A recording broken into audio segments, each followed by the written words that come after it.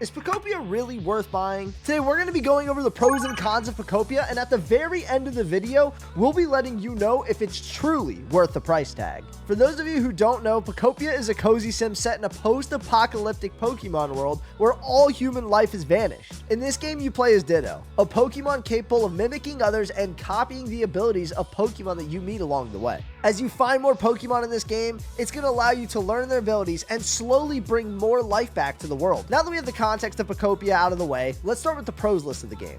Kicking it off with Picopia's storyline is as good as it gets. The game offers a great mystery to what happened with life on Earth. As soon as you spawn in, the world is desolate, it's dry, it's destroyed. Nothing is living anymore besides Professor Tangrowth. And to be honest, we don't really see many Pokemon games where there isn't humans anymore. The entire game is based around trainers usually, and now you've ended up on this world where there's no humans. Everything is destroyed, burnt, dead, and it's now our job to bring life back to Earth and figure out what's going on.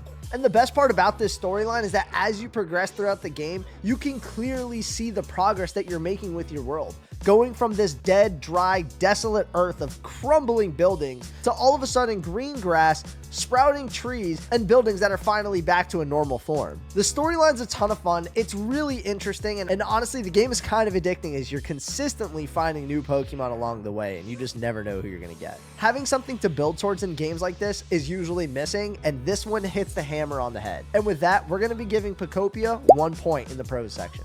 Now, we talked a little bit about this in the pros section already, but I want to get to my second pro of the game, and that's the element of surprise. Picopia is all about bringing Pokemon back, finding out what happened to humans, and just bringing life back to the world. And that part is so addicting. There's nothing more fun than when you're walking around and you discover a trace of a Pokemon. It gives you a hint to the habitat of the Pokemon that live there. You create the habitat, and then all of a sudden, you have a chance of a Pokemon spawning, and sometimes you have no idea who it is. There could be multiple Pokemon to one habitat, so you could potentially get a Pokemon like Gengar to spawn, or you may end up with Zoroark. Zoroark? I don't know how to pronounce that. I think I've been saying it wrong for a long time. Let me know in the comments if I'm just butchering this. But not to get sidetracked, consistently discovering Pokemon and building these habitats and just wondering who it is that's going to come out is super exciting. You'll run around, notice that the grass is shaking, the water is splashing, you run up to it, and then you have this build of anticipation, wondering who's going to pop out and splash at you and what ability you may even learn along the way. And it's even more addicting because sometimes you have to wait a good period of time. Sometimes they only spawn during night, sometimes they only spawn during day, and it follows a true day life cycle.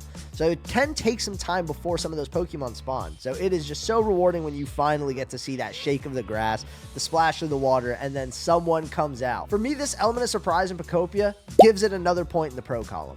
Let's get into our next pro. This one is kind of small, but honestly, it carries the game in so many ways. The dialogue in Picopia is absolutely hilarious. I'm sure so many of you guys have already seen the memes where it's Charmander saying, "I threw up," or you have Bulbasaur saying, "Let's get humid." It is hysterical to me whenever you're playing and then all of a sudden you see the way that some of these Pokemon are talking or responding to you. I don't know why. It carries the game for me. I think it's hilarious. And honestly, I find myself chuckling on my couch by myself reading some of these dialogues because they're just so random. There was one instance where I designed an entire house for a Pokemon. I put him in there. He said, "Yeah, this isn't the vibe. I'm not moving in here." I couldn't believe my eyes. "What do you mean this doesn't pass the vibe check?"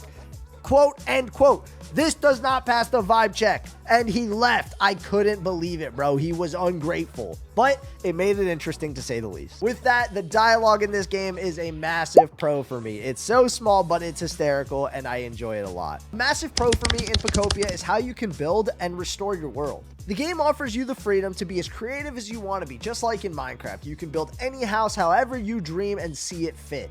Or if you're someone like me who's maybe not as talented as some of those people, they have pre-built structures for you. You gather the resources, you put it in there, and you get a team of Pokemon to help you build it and put it together.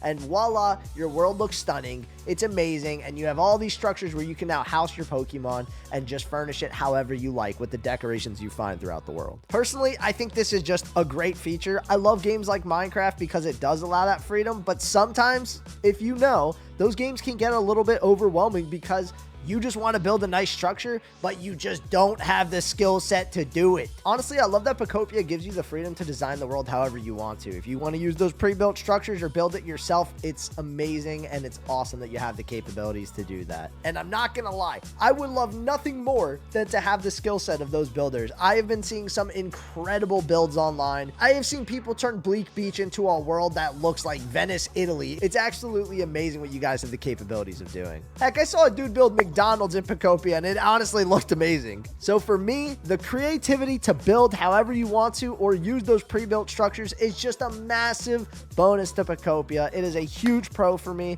It's absolutely incredible. With that, we have to give this another point in the pro column. Getting into our next pro of Picopia, we're going to talk a little bit about ability. And warning, there is a little bit of spoiler alerts in this if you care about the story. As you continue to progress through the story and gameplay, you're going to meet Pokemon who are going to teach you different abilities that will allow you to improve the quality of life of the game and also boost the habitats that you have and increase Pokemon spawns. For example, early in the game, you meet Bulbasaur and Squirtle, who are two critical components to the game. Bulbasaur gives you the ability to use leafage. This is an ability that allows you to create tall grass throughout the world. This way, Pokemon can spawn and create new habitats. And Squirtle has the ability Water Gun, which allows you to water and bring life to already dead plants. You can turn a withered tree up into a sprouting tree that's now producing food and resources for you. And once again, creating those critical habitats for new Pokemon to spawn. Some of those quality of life ones include meeting Pokemon like Graveler and Dragonite. Dragonite who gives you the ability to finally fly through the game, and Graveler who allows you to roll around fast, but more importantly, destroy blocks along the way, especially in a much faster process. It's super exciting to play and meet these Pokemon because you never know who you're going to run into, and you never know what new ability you're going to learn. For that, this is a massive bonus for me. I love that they added these abilities for you to learn throughout the game,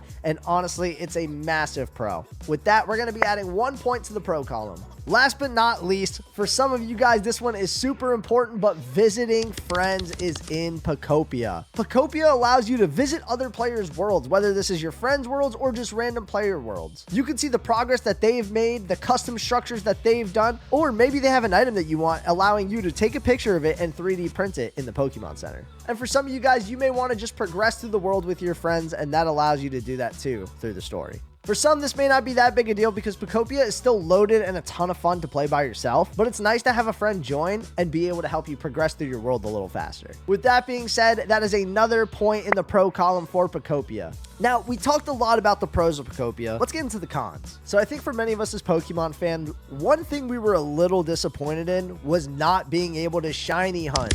Since you can only get one spawn of each Pokemon, there's no chance for you to get any shinies. Honestly, as someone who's a massive fan of Pokemon and collecting and especially shiny hunting, it was super disappointing to see that there was no shinies in the game.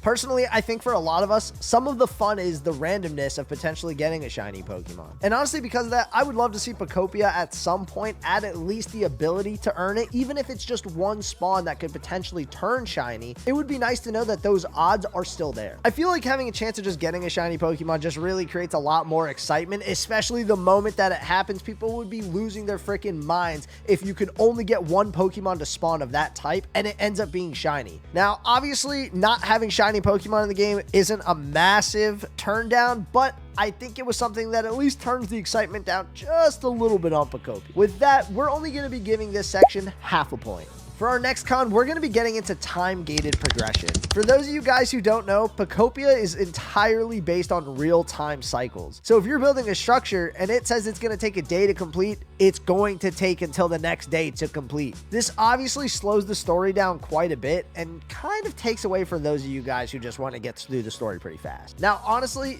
though this is a con, there's kind of some benefits to it. Picopia offers a lot, and honestly, since the game slows you down a little bit, it forces you to do some of those other tasks and explore the world a little bit more to really see what Picopia has to offer. I know for so many of us, we want to go through it and push as fast as we can. This way we can just beat the game and get all of the abilities, get all of the end game stuff. But honestly, take your time with it. Picopia is a ton of fun. Now, I can't lie. There's definitely moments in time where it gets frustrating and you just want your build done. I want to see my house. I want to see how it looks. If you guys are doing a mission and it says you need to build a house, build one of the small ones and they're usually done within like 20 minutes. Additionally, for those of you guys who are really impatient and don't want to wait, you guys can always just change the clock on your Nintendo to the day ahead, and then it'll usually finish building.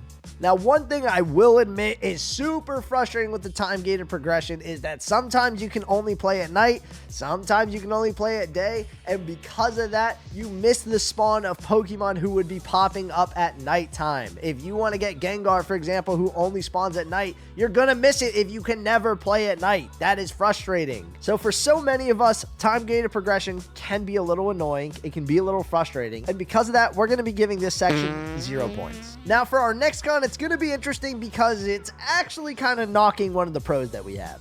It's about online play in Picopia.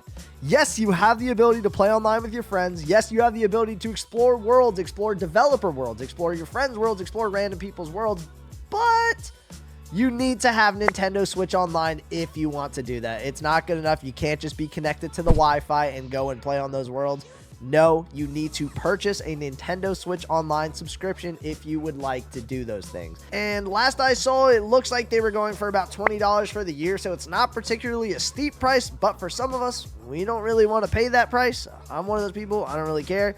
I like playing, I would like to be able to get on those developer worlds, but I don't need to pay $20 for the year just to get some special items. Now, I will say, if one of the special items are really good, I might be persuaded, but I don't want to pay $20. Stop doing that, Nintendo. That's bad. Now, to be honest, I can't put all the blame on Picopia for this since I see a lot of Nintendo Switch 2 games doing this. It kind of stinks a little bit, but it's not required. You can still play the game by yourself. You can play it and have a ton of fun. You're just going to miss out on some of those maybe exclusive items. Honestly, like I said, I can be convinced, but I don't really care that much to the point where I need to pay the $20. With that being said, I don't think this is a massive drawback because it doesn't take too much away from the game, and for that, we're only going to be giving this section a half a point. Last but not least, our final con of the video, we're going to talk about missions. Missions can get a little repetitive in Picopia. And when I say the missions, I mean some of the urgent missions. For every world you get into, when you're first going to them, your first task is to rebuild the Pokemon Center and build a house. You know that anytime you go to a new place, you have to build the Pokemon Center and build a house. Honestly, it's a little annoying. I've already built the Pokemon Center. I don't want to do it again and again and again, and the resources keep getting a little bit more tedious for every single world you go to because the resources are exclusive to those new worlds. So it's not as easy as the first time to build them. Now, obviously, as you progress through the game and you explore the world a little bit more, it's a lot easier to find some of those resources because then you understand the map to finding them, but still, either way, I don't want to keep building the Pokemon Center. I'm aware. I need to build the Pokemon Center. It's the same task every single time. I'm good on it. I'm good on it. Not to knock that specifically. There are so many other tasks and main storyline missions that are amazing and are full of detail. But I know for some people, that storyline is a little repetitive. That quest is a little repetitive, and we're kind of tired of that one. Now, one thing I just can't help but give Picopia, though, is that they had a main storyline for every single city you went into, and they were always super interesting. Not to mention, they would increase the quality of life of the world as you would continue to progress anyways. So it was nice to kind of see that progression. With that being said, the only quests that get a little repetitive per town that you go to is that you have to make a home, build the Pokemon Center, and then raise the environment to level 5, and then that's it. Like I said, it's a little drawn out, it gets a little dry, but for the most part, the main storyline is loaded with other stuff, and they're usually super interesting. This section's only going to get a half a point taken away from me. Picopia has been the talk of the town recently. It's been flooding your Instagram feeds, your YouTube suggestions, and all for the price of $70. Honestly, the game is so loaded with content, it's super addicting. It's one of those games that you can just go, pick up, kick your legs back, and relax while you play. The world is so immersive, and it's so unique for a Pokemon game, and I just can't help but say, it is definitely worth all of the hype. After reviewing the game and playing for so many hours, I would highly recommend you guys pick up Picopia, and with that being said, I'll be giving this score a 7.5 out of 10. If you guys want to see more reviews like this, make sure to leave a comment below, drop a sub, and of course, make sure to leave a like on the video. Catch you guys in the next one.